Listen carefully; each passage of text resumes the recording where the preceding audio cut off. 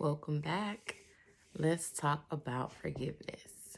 So, if you're like me, for many years of your life, you were taught about forgiveness, turning the other cheek, and that in itself might have made you cringe. I know it did for me. Not that I, you know, would describe myself as a vengeful person, but it just really didn't make sense to me to let people off the hook, so to speak. But the funny thing is, we know that when we make mistakes, we too want to be let off the hook. So it's only fair that we allow that same grace for other people. But um, when we are offended by someone, forgiveness really becomes more about us and for us than it does about the other individual. Sure, they may be asking for your forgiveness. They want to reconcile. They may want to um, set things straight, but it's actually you that is the one that's on the hook when it comes to forgiveness. You are the one that is holding the pain and the hurt. And if you don't let it go, it won't hurt them. It hurts you. So forgiveness is more for you than it is for the other individual. Now, when we take this into the context of self-love, it's really the same principle. But it's you versus you at this point. For me, I had a hard time forgiving myself, kind of for the same reason that I had the hard time forgiving other people.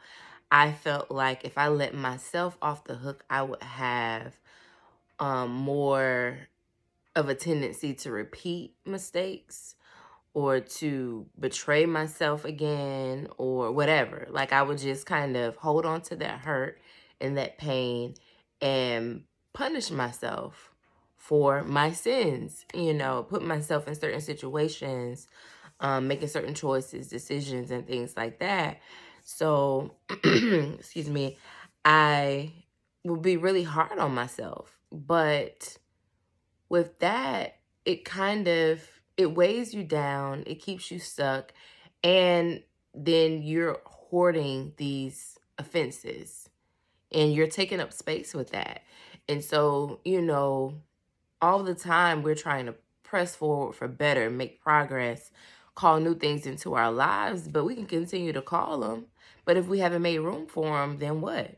So that's when I knew, okay, you have to do something different about this. Like, you are going to have to release this stuff. You're going to have to make amends, let go, devise a plan to not allow this to overshadow your life. You can't be a bag lady, even when it comes to yourself. So releasing really became an important practice in forgiveness, especially self-forgiveness. If you are circling the spiritual community, I'm sure you've heard a lot about releasing what no longer serves you. That pain and hurt does not serve you. It comes to bring a message. Emotions and feelings are messengers. So, once you get the message, make sure that you learn that lesson and then you push on. Release it back. Thank it for it, accomplishing its mission. And now let it be released so that you can go accomplish your own. So releasing what no longer serves you is super important. Making room for that love that you are trying to cultivate into yourself. It doesn't have, just like self-love doesn't have place in the same room as fear.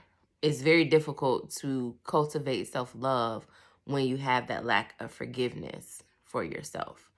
When you have a hard time forgiving yourself, it's hard for you to believe that someone else has forgiven you, and you may have the tendency to continue to over-explain, to keep making attempts at winning their affection, or just trying to get in a better place, and it's not needed. So allow yourself to release for yourself and for others, because forgiveness is for you.